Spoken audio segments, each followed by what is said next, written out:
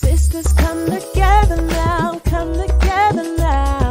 It's time to help each other out, help each other out. It's time for transformation, time for healing. You've got the potential, you've got the power now. Sisters overcoming and rising.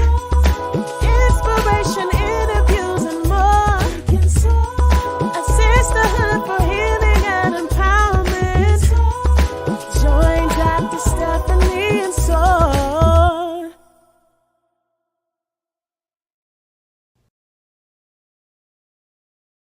Hey, I'm Dr. Stephanie, a life coach and a physician, and the host of the SOAR podcast, a place where Black women get to tell their stories about overcoming limiting beliefs. One week, my conversation with a college dean on colorism may spark activism, and the next week, you might feel like a fly on the wall, listening as I hold space for a teacher who's fighting to hold back tears. My guests are diverse, like beautiful feathers that make up the wings of our sisterhood.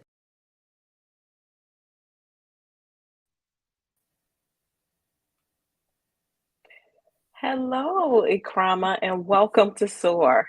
Thank you. I'm very, very happy to be here. I'm so happy to have you, and I'm excited for our topic. Our topic today is Black women weaving the fabric of community. Yes. So I just want to introduce you and just give a little bit of an excerpt of your bio. Your bio is extremely impressive, and I would encourage people to kind of look you up and read everything, but I just want to set the groundwork with a little bit of an intro. So tonight I have with me Iqrama Muhammad, who is the owner of Pieces, an accessory company whose goal is to create sustainable markets and systems for handcrafted and upcycled handbags, accessories, and decor.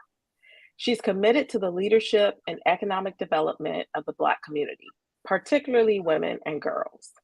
In 2018, she founded and is the current executive director of the Pieces Collective, a nonprofit organization that serves as a platform for local makers and artists to display their work and uses a portion of revenues generated to launch community programs and provide experiential learning. Ms. Muhammad practices the time-honored tradition of art and art of sewing and is currently a teaching artist at the Jubilee Arts Center in Baltimore, Maryland.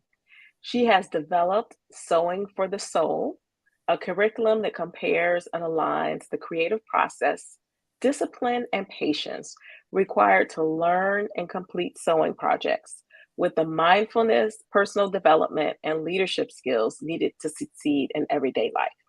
So that is just a snippet of the wonderful work that Iqrama is doing. Right now, we're going to show you a video so that you can experience a little bit more about the Pieces Collective.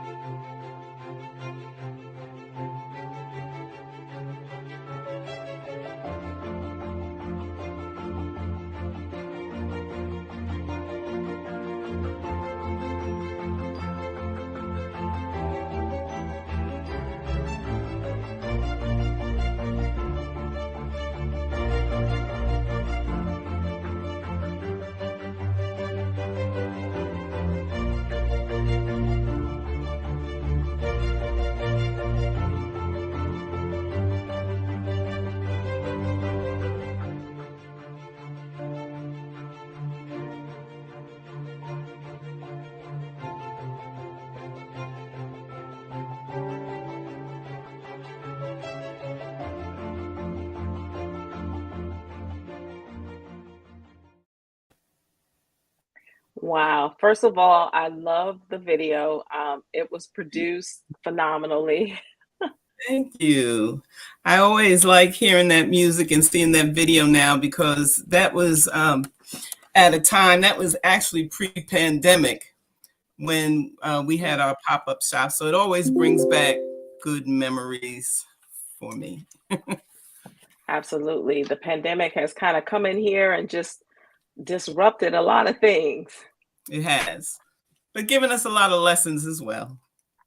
Absolutely. Mm-hmm. I always like to start off my interview just by allowing you to share your story. Um, so we're here to talk about community, and one of the ways that I try to build community is through storytelling, and that's sort of one of the purposes of this podcast is just to Mm-hmm. allow as many of us as possible to tell our stories. Because what I find is that when you tell your story, you make connections that you never knew existed Right. if you didn't tell your story. Mm-hmm. So I would love to hear your story and how you got to where you are today. Okay, well, it's a long journey. I've been on the planet for a minute, but I'm happy to share with you. So stop me anytime. But speaking of community, I was born in Staten Island, New York. Shout out to SI. We're usually the step borough to the other boroughs in New York until Wu-Tang kind of put us on the map to be cool in New York. But I want to say first and foremost, I'm the daughter of Maddie and Ken Freeman. I'm the granddaughter of Joseph Freeman and Francis and Horace Robinson, and of Alberta and Brock Vance. And I start off like that because that's really the foundation of my community. So I grew up in Staten Island, moved to Maryland by way of New Jersey. We moved from Staten Island because of a family tragedy that happened. When I was 14, I lost my brother, who was 4, in a boating accident. And then we kind of moved away from that neighborhood because it still had a lot of memories, etc. But we moved down to Maryland, and I worked for a major newspaper in Maryland for 25 years. While I was working there, I started volunteering for a social service organization called Action.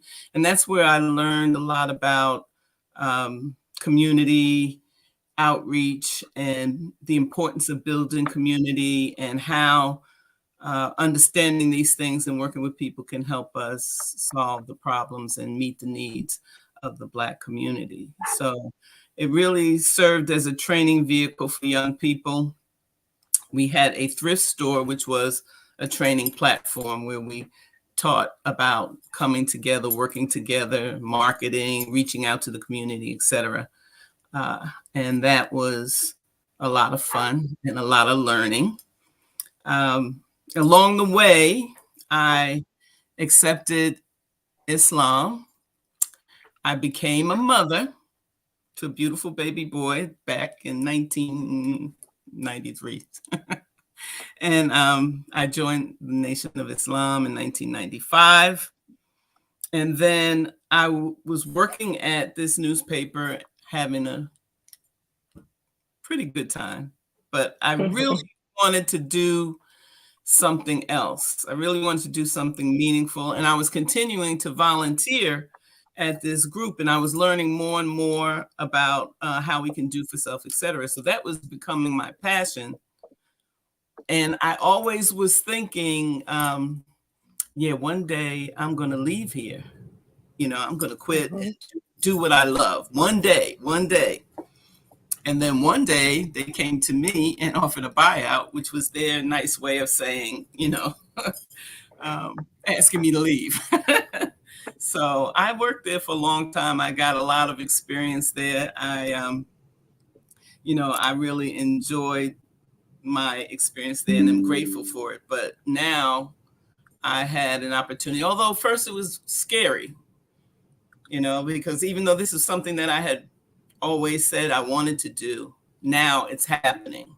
And although it was a little scary, I didn't really hesitate about what I was going to do, because I could have said, let me, take this buyout, look for another job in corporate America and, continue on. But I really wanted to do something that I loved, and I had found something that I loved, and that was something honestly, I had never really been motivated by anything before. And I was really working 2 full-time jobs and being a mother, etc. So I guess you could say that I really loved what I was doing.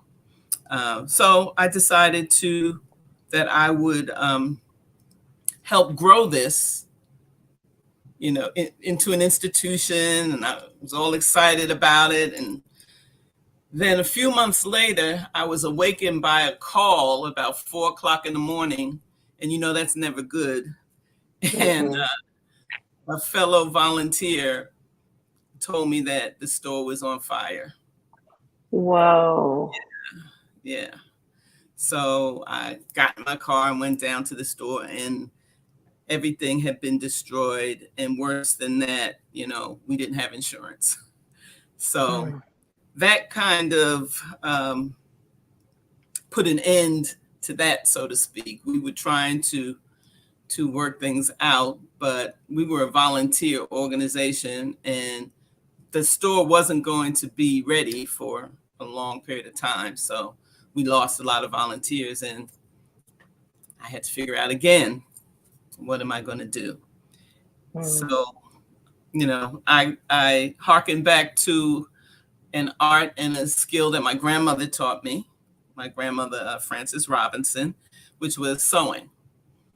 And because I thought about, well, what can I do? I want to do something. I still want to work in the community, but you have to have finance, like the old song, no romance without finance. So I had to figure out what I could do. I can't sing, I don't dance, or, any of those things. So I remembered sewing, which was something that my grandmother taught me when I was very young. And so I took a class, brushed up on my skills, and started transferring from corporate offices to craft markets and selling handcrafted bags and other types of accessories. And that was the beginning of how Pieces and the Pieces Collective was born. Wow. Wow. Well, I know as we continue with this conversation, we'll hear a lot more about Pieces Collective, but that was a very moving story. I'm talking a lot about narratives this month in my group coaching group, and that story has like all of the pieces that you need for a good story, the story Right. arc, the thing that you had to overcome, the transformation. So thank you for sharing your narrative with us. Absolutely. As we're talking about community, I think a lot of times we throw that word around. We talk about community a lot, and we don't often take the time to define it. And some of us may have different definitions of community than others as well. So I would love for us to just start and just have you share what your definition of community is. Like, what is the difference between a group or a neighborhood and what you consider to be community? Well, I think a community is a group. That's one aspect of it. It is a group of people who have common interest and common needs, and they're committed to each other and to work, in a united way to meet the needs, not just of themselves as individuals, but as a community, as a whole group. So that's basically how I see Yeah. community. So what I'm hearing from what you're saying is that you could be in a group and still not be committed to the collective goal, right? You could be a Exactly. part of a group or you can be just hmm amongst other people. But community is really when your focus is not necessarily on your individualistic needs, but on the needs of the entire group. Yeah, Okay. yeah. And that's something that I had to learn, because like you said, we talk about community a lot. So, and that we're a community and you belong to this community or that community. But it's good that you asked about defining it, because it's much deeper, I think, than we talk about. And sometimes we may be part of a community that we don't even realize that we're part of, Hmm. that might have goals and, values and everything that we really don't have. So I think it's important that we be clear about what community is. And one of the issues that I see is that everything is so segmented, right? So you have your work life, then you have your school life, or you have your party life, or you have your family life, and you have your faith life. And all of that is segmented. And not necessarily, often it is, and not necessarily do you bring that together. But I think what I'm seeing and observing in this society is that in spite of all of that, everything is driven toward an individual and materialistic goal, Yeah. And it's almost like we're programmed for that. And at the same time, we're seeing and hearing all of these problems that are going on, and we're not really addressing that. Yeah, that is an excellent point.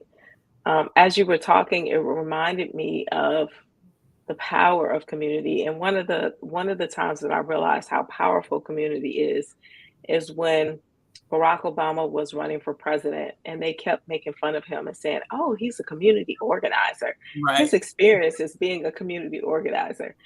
And now just looking at how powerful the Yeah. skill of being able to organize communities was in his, getting elected, and then in his success even afterwards.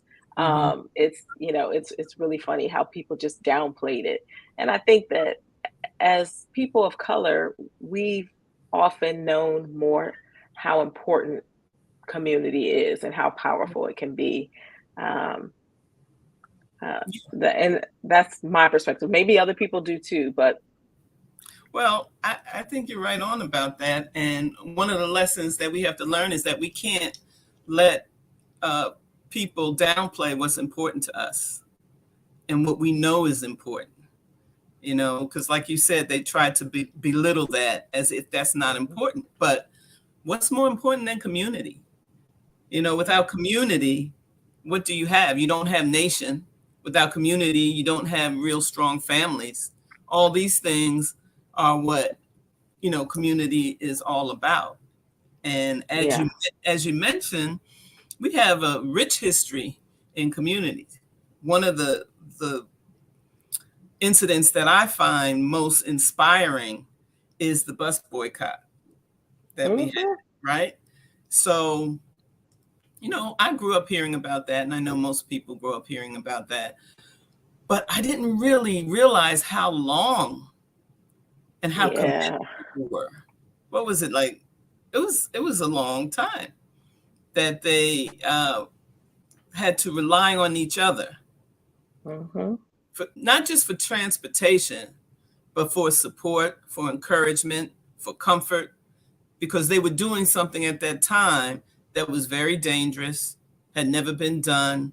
Nobody had seen, relatively speaking, a united community hmm um, for that and being committed to that length of time. And again, they may have played it down at that time, like, oh, they'll be back on the buses Oh tomorrow, yeah. you know? But no, they were committed and united, and they met and they organized, and it took a lot to be able to, well, number one, they walked. A lot of them walked, but they also organized transportation and gave each other rides, etc. Uh, hmm and a large part of that was Black women, you know, A- behind. absolutely. Um, One of the things you mentioned when we talked was that one of your goals to build community is through sewing, SEW, and Mhm. sewing, SOW. So I would Right. love for you to explain a little bit about what that means and how you're doing that through Pieces Collective. Sure. Well, we since we've been working on those things, we've come up with a little mantra, which is that, to keep in touch and in balance with humanity, you need to create something with your hands, grow something from the earth, and serve your community. So that those three things are what we're striving to build at the Pieces Collective. Sewing is something, again, it's part of the handcraft arts, which is all about community. Every time when you think of sewing, you think of sewing circles. You may have had parents, grandparents, great-grandparents that were involved in sewing circles, quilting circles, knitting circles.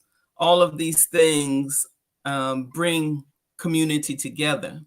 I know my mother's mother, my grandmother, Alberta, my mother used to tell us stories about how they used to have quilt racks in their living room, but they hung from the ceilings, and they would move so that they could pull the rack down, work on it when people, sisters came over, and then roll it and move it out to the side. I don't, people have so many rooms in their houses these days. They may have just a room for that, but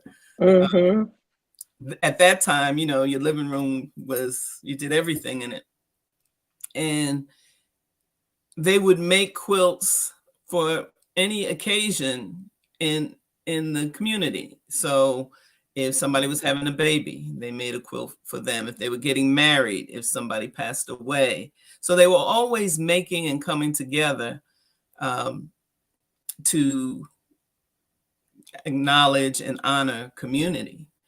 And it's more than just skills based. And that's why we're calling it Sewing for the Soul, because it's more than just a skill of how to sew a button on or hem a dress or even make a garment. It's the interaction and really oftentimes the intergenerational interaction that we get when we're in these environments with sewing. History is passed down, family history, community history, problems are solved or people are counseled on solutions for problems. People are comforted with these things. And then there's just a lot of laughter and fun as well. So there's so many lessons in sewing that can be applied to real life, and I think can help us move forward and move to another level of thinking, right? So that we're not always just thinking about things on the physical level. We think about them on the mental level, and then we think about them on the spiritual level, because everything has at least those three factors and aspects to it. So, sewing is I find it oftentimes very spiritual as well. I was reading this book, African Healing. I can't remember the exact name of it right now, but I'm in the process of reading it. And there was a chapter in there where he talks about the women in his African village and how they would come together to make pottery. And it reminded me of sewing. And he would say, even before they started making the pottery, they would chant, they would sing, and then eventually they would make the pottery together, and it would be very joyous. And that joy would go into the products that they make. And so that reminded me, I had a group of my quilting community sisters over one day, and we were all at different sewing machines. There were about 6 or 7 of us, and we were working on projects and going busy on. And I like to listen to music when I sew.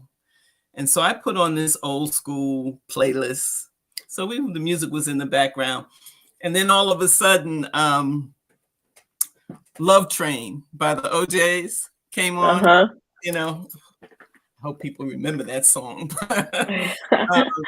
Love Train came on, and everybody just jumped up, and we started doing the Love Train. We did the Old Train, and it kind of reminded me of what he was saying, about the joy that comes up when you're doing something that you really love, and you're Mm-hmm. making something with your hands, and you're surrounded with people that you care about and you have things in common with, and goals in common with. So that's a lot of fun, Yeah.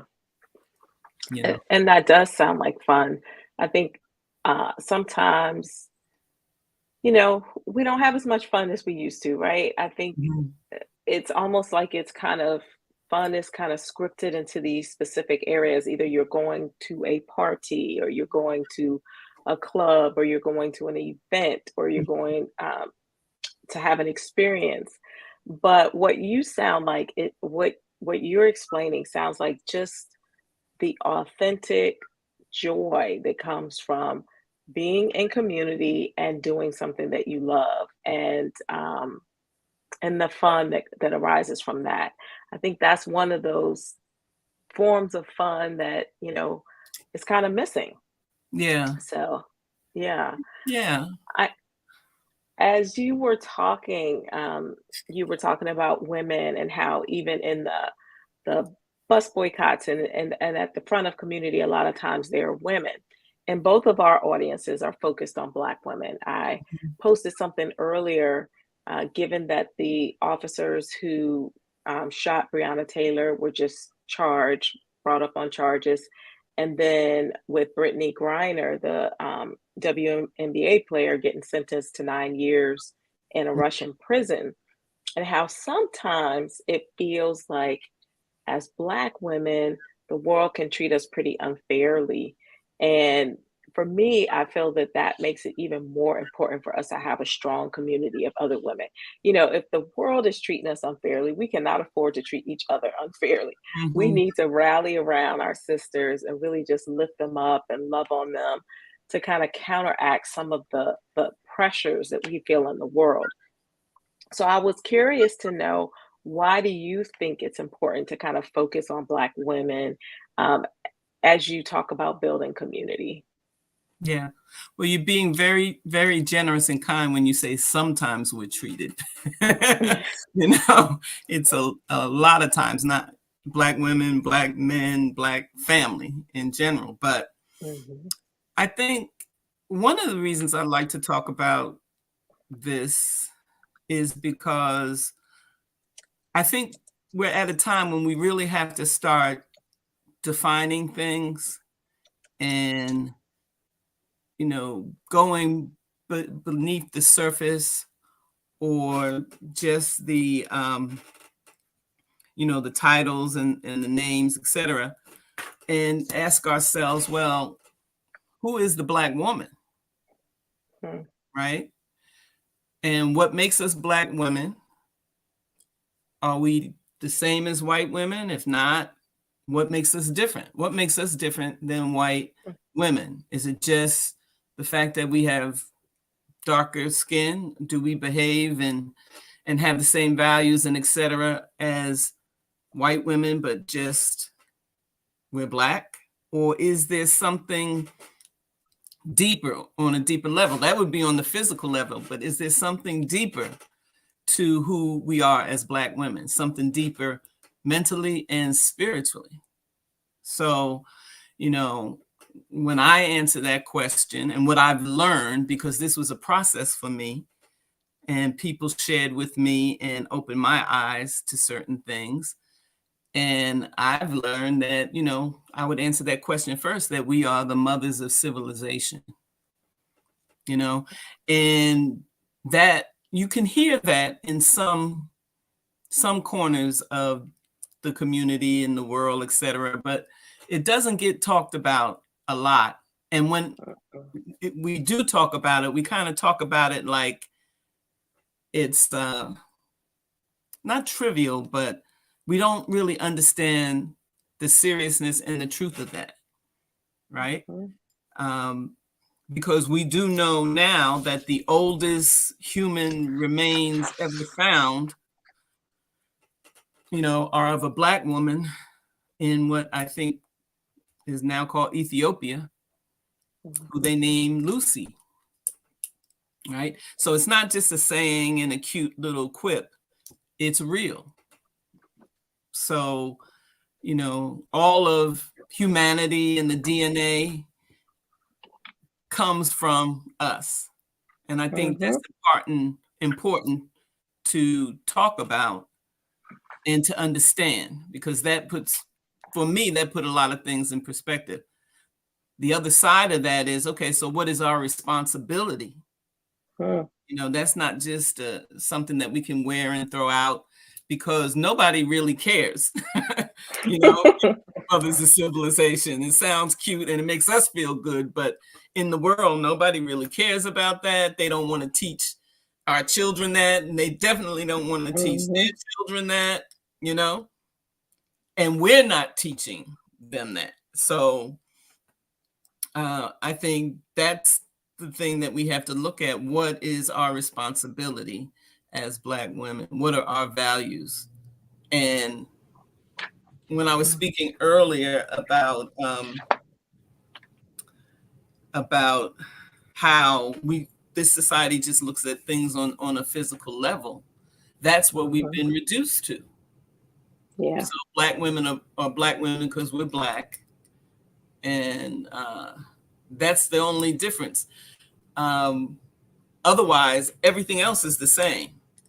We're trying to make money and hustling for jobs and doing the same thing that everybody else is doing, or the largest society is doing. And I think it's time that we take a look and at least have the conversation about, well, should we be doing something different? Are our issues the same or not? What do we care about? And what's important to us as Black women? If we are seeing, like Breonna Taylor, as well as countless, George Floyd, we could go on and on about the names. If we're seeing our children and our brothers and sisters killed all the time, if we're hearing about the wretched conditions of schools in Black neighborhoods, even though Brown versus Board of Education was however many years ago, and segregation was supposed to be over and all that, but schools are probably more segregated now, or as, I won't say more, but as segregated now.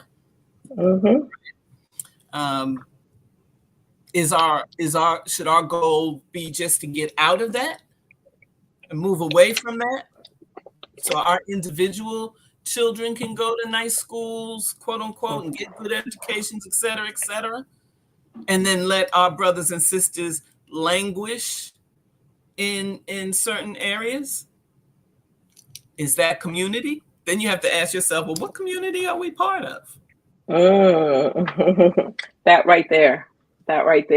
You know, you really just brought a lot of the things that we've already talked about together with that question, in terms of what makes us different, and what do we care about. And as you were talking, I was thinking, well, it's hard because we do have to hustle and we do have to make money. But then I thought about the example we used in terms of the bus boycott. They still had to make money. They still had all of the same pressures and stressors that we have. But the thing that was different is that they were committed to community, and they were committed to a goal that was larger than just their individual goals. Yes. And I feel like we've been purposefully conditioned to feel like we're part of a more mainstream group. And along with that comes a more individualistic perspective. Right. And it's kind of taken us away from this kind of community mindset. And it almost feels like there's a tug of war happening. On some levels, we notice that we need it and we want to rally together. And then there's this push of the individual needs, and I want to get mine. So how do we handle that conflict? Because we're not all there. We're not in lockstep like we were in the bus boycott. We're much more segmented. How do we get to that place where we see the value of community and see it as being, just important or more important than those individual things? Yeah. You know, I'm sure you probably had some people, even with the bus boycott, that were maybe not fully engaged with it. Um, but they had an organization and they had systems, right? And they communicated with people about what the goal was. And the majority of everybody who participated in it had made up their mind that, like Fannie Lou Hamer said, they were sick and tired of being sick and tired. You know, Mhm. that wasn't the first time someone sat down on the, on the bus like that. It, Rosa Parks wasn't the first person to do it. Many people had done it before her. But at this point, for a lot of different reasons, people were just like, hey, we're tired of this. And then someone presented, or group of people, they sat down and they presented a plan for what we're going to do. So Mhm. a lot is dependent on leadership, and not leadership that's given to you or pointed to you by people who are, part of the problem, but leadership of the people who recognize this, and are open to and willing to and committed to saying, hey, we need to do something about this. Even if we start small, even if we have a problem with literacy, so we're going to teach our children how to read, right? One group is going to start there. We're going to teach our children how to read. But we're not just going to teach them how to read in general, because it's not just reading, it's what they read. So we're Mhm. going to make sure they're getting reading materials that are giving them the truth about who we are, about our history, all of that. So we're going to have a system, an organization. We have a goal, that's greater than just, you know, we're going to teach them to read, which is important. But we have a lot of people who can read, and we're still in this condition, you know? Yeah. Um, so I think that um, you're not, we have to stop thinking that it's going to happen. Everybody's going to be on board as well. Mhm. Mhm. We just have to think, study, connect with people who are doing the same to raise our Mhm. consciousness. Because as you mentioned, this is a deliberate attempt. No one can keep people in a certain condition for centuries, right? Centuries, and it not be a deliberate attempt. Mhm.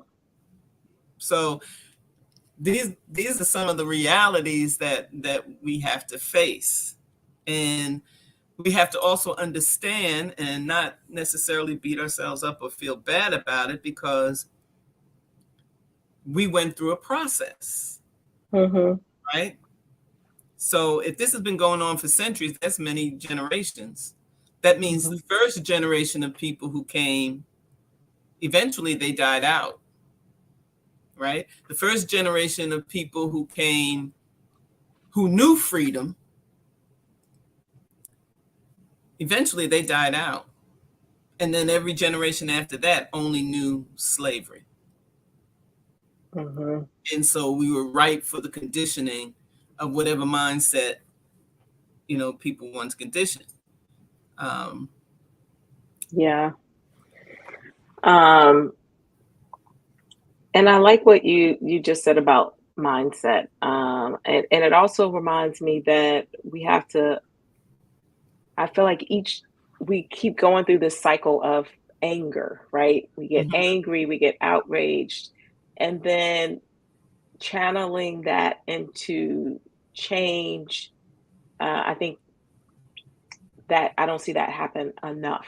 I mean, yeah, it does happen. I mean, Colin Kaepernick, he definitely channeled his into some sort of action, but just kind of going from anger to action. Um, it would be nice to have a, like you said, a system and organizations in place that facilitate that. anger, outrage, which is necessary to Right. raise the level of consciousness, and then having that move into action. One one of the other things that you said that really stood out for me was when you said that when we tap into our ability to create and we ignite that vision and that power, that anything is possible.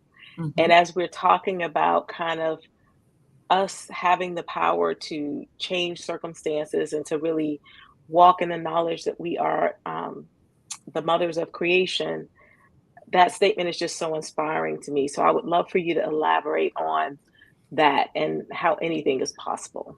Sure. I think when you talk about, and I'm using myself as an example, but also reading and studying other sisters and other movements, etc.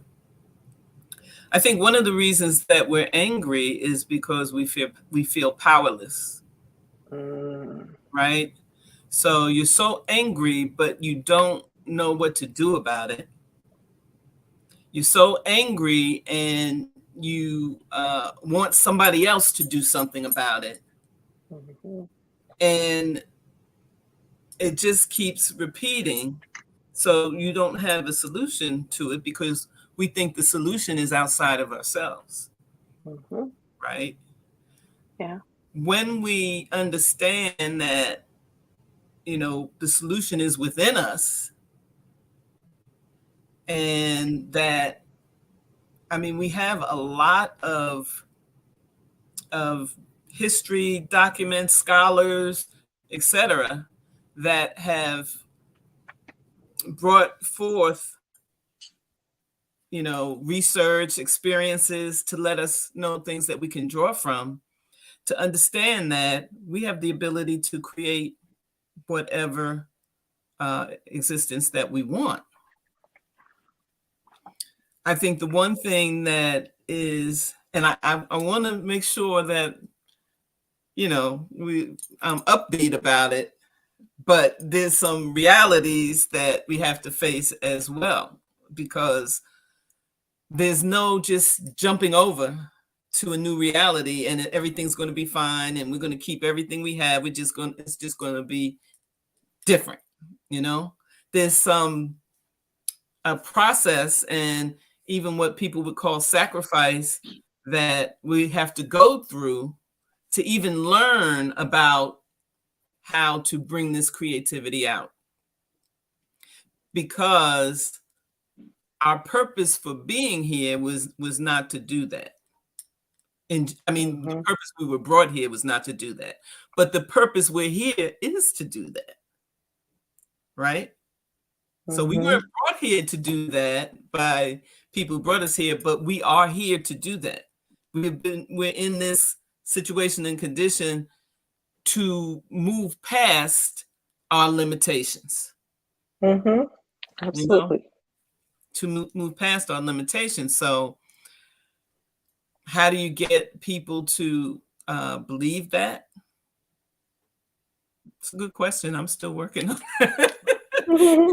I know how I started to believe it was, I through conversation and community with other people who had more experience than me, and then gave me the opportunity to get that experience, which is Mhm. why, what I aspire the Pieces Collective to be, not just Yeah. about making bags and earrings and jewelry and stuff, but about us learning how to create together, and how that creative process can sustain us, help us to care and love each other more, you know. So all of those kinds of things, because Yeah. that's what needed.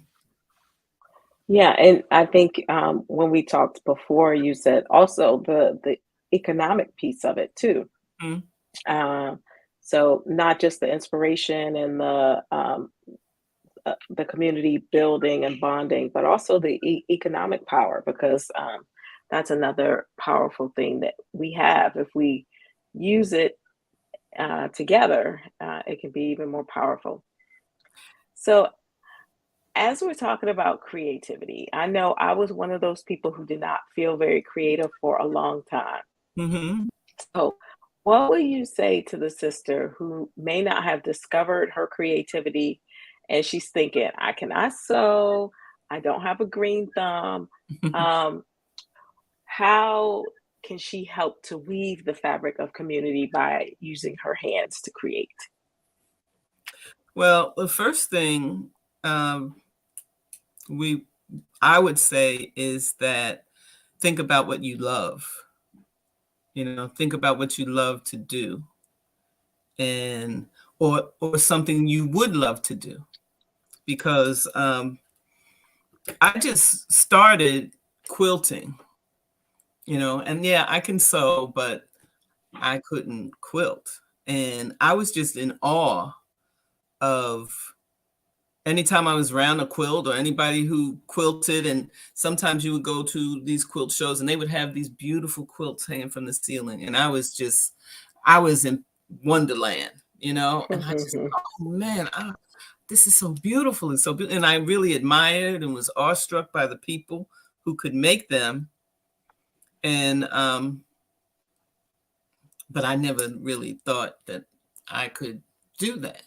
So I would also say, if there's something that you really love and you want to do, take the time to learn to do it, you know, Mhm. um, and understand that it's never too late and you're never too old, So that's the first thing I would suggest. And doing things in a group is always, or learning to do things in a group is always more fun. So try to seek out Mhm. groups that are doing things. But I did want to touch on the economics part of it, because like you said, um, it's not all about just being inspired and we're singing and dancing to the love train.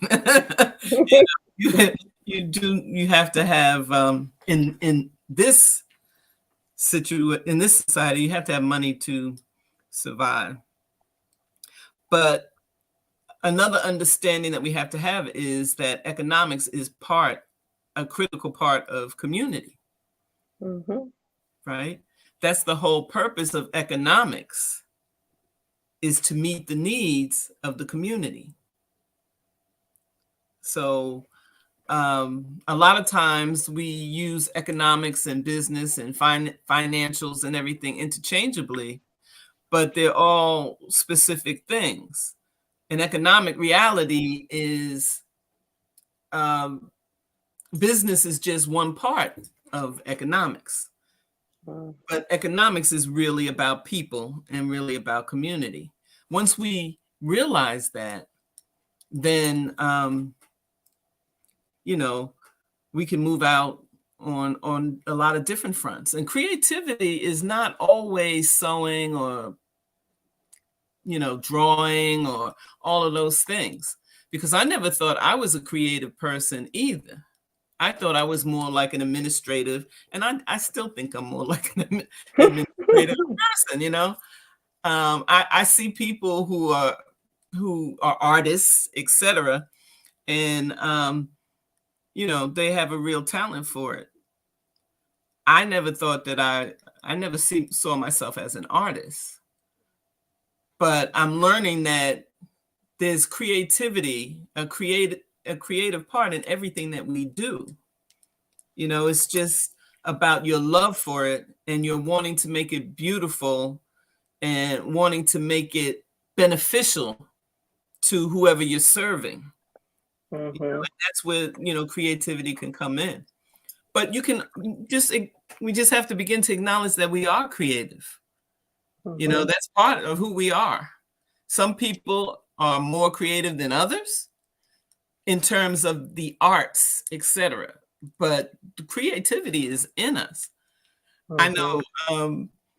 I was at the Baltimore Farmers Market and Bazaar when I first started doing that, and I would bring my bags out, and people would just be, "Oh, this is so beautiful," and all that kind of stuff. I was like, "Okay, yeah," because we always sometimes downplay ourselves. But I had a friend there. Now he is a true artist. He can sew, he can paint, he carves wood like nobody's business, and he's just so creative. And I was talking to a customer one time, and he was there, and he looked, and he was like, "Oh yeah, you like that bag?" And she was like, "Yeah." And he was like, "Oh, this is the artist," And I was looking around like, who is he talking about? Right. And this is something like I know why the work you're doing is important when you talk about limiting beliefs. Because I went through all kinds of rationales why I wasn't an artist in my head for some time. I accept it now, almost. Because even when I say it, I'm like, "Oh, you're not really an artist." But, sewing is an art. It's a craft and it's an art. And the not limiting my belief in terms of my creativity is pushing me to be even more creative. I'm already at a certain level of creativity, but now I'm inspired to get even more creative with my work. And so it's just about hushing all of the noise and the naysayers. And really, you're probably your biggest naysayer when it comes down to it. So, that's what I would advise someone to do, to tap into their creativity, but also to study who we are as a people. And just as it's not all about inspiration, you have to have economy, etc. It's not all about slavery. Who were we before slavery?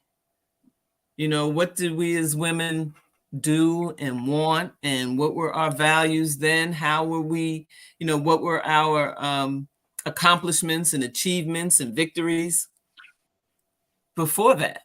Because we have we have more of a history as a people before slavery, than we do since. Unfortunately, in the mindset we have been slaves longer than we have been free in this, So, there's a lot of things that we have to struggle with, but we have everything we need to do that. I heard, there's a lot of talk about epigenetics. I'm not a doctor or a scientist, but I know that it has something to do with things being passed down generationally. And when we talk about that, a lot of times we're talking about the scars and the suffering from slavery. But we also have the epigenetics from before that. Yes. And that is what we have to tap into. We might have to deal with everything from our most recent history, which is the slavery part. But once we understand that, then we can reach back to go forward, which I believe is Sankofa, right? Yep. Reach back to go forward. So we can move forward. So, and at the Pieces Collective, which we're striving to do that. We're in our really baby embryonic form, but to have our relationships with people be more than just transactional. It's not just about, making a profit or making money. It's not just about financial exchanges. It's about mutually beneficial relationships and programs and investment in the community which we're a part of, So, community is everything. Community is how we have survived until today, You know. Yeah. Um, what are some of your future plans for Pieces Collective, or what things do you have coming up in the near future that we might be able to partake of or experience? Well, we have our, well, first you can go to thepiecescollective.org and support our makers. We have 7 faithful makers on there, and we sell everything from personal care items and body butters to beautifully designed earrings, handcrafted accessories, bags, scarves, some clothing. We have journals to Mm. offer. So you can go there and support our makers. Also, we have an event that we do the third Wednesday of every month, which you, Dr. Stephanie, Mm. participated in, called Wisdom, Wellness, and Wealth. And that is an event that is a conversation by panelists to inspire, um, raise our consciousness, and inspire us to action, which is that next part, like we were talking about earlier. You can become aware, but then you can get angry, and then you can, it's just a vicious cycle. But we want to inspire people to take action that can solve the problems we're talking about, to be solutions oriented, and that we have those meetings with wonderful panelists from our community, from right within our community. We have a wealth of resources and talented people right at our fingertips that we can Absolutely. just share the conversation with. And so we have that. Our next event is August 17th, and it's called The Joy of Making, the Art of Beating. So we do a lot of different topics that can range everything from health, but we also strive to get in there some of the joy of making pieces. And this month is um, our joy of making event with the wonderful panelists. We also we also do a Juneteenth Walk for Wellness. So, Mm. so we've done it 2 years, and we're going to continue it next year. It's a virtual event, so you can gather with people. Those of us in this area walk at Centennial Park, but Okay. you walk wherever you are and get your own group. So we're looking to build it and expand it, because we believe walking is one of the best things you can do for your health. And you can, it doesn't cost anything to walk. So we're very inspired by, uh, the name escapes me right now, but it'll come back to me. So what we want to do also is start walking on a walk for wellness on Sundays. I walk now with a couple of other sisters. We do it almost every Sunday. And we just want to start expanding that group, because when we walk, we talk about all kinds of things. And Hmm. it's, building community. And you may not get everything you need from one community. You may have to build many communities, but all being part of one, all with the goal of supporting Black women, Black family, Black men. So you might have to, I have many communities that I'm involved with. But if you go to thepiecescollective.org and subscribe, we can send a lot of information and update you on everything that we're doing. We'd love to have you as part of our community as well, and enjoy that. Wonderful. As you were talking, I was thinking about um, gifts that I need to get, and I'm like, oh, some jewelry or something. So I'll have to check out the website because it's just like you said, when you're making it with joy and Mhm. just hearing you describe the process that your makers go through, that's an extra gift of what's infused into it, other than just the material item itself. So I'm excited to do some shopping. Mhm. Well, we welcome Yeah, you. Thank you very much. Yeah. you're welcome. Um, Thank you so much for your time. I think that you have given us a lot to think about and a lot to um, inspire us. It was very inspiring and to help create that mindset shift and that raising of consciousness. So I so appreciate your wisdom that you shared, similar to how wisdom was shared with you. And I look forward to us continuing to be in community with one another. Absolutely. Thank you so much for inviting me. I'm really inspired by what you're doing, and I'm happy to talk about Black women as a community anytime. Well, I may have to take you up on that. All right. Have a good night. You Good too. night, everybody. Peace. Sisters, come together now, come together now. It's time to help each other out, help each other out. It's time for transformation.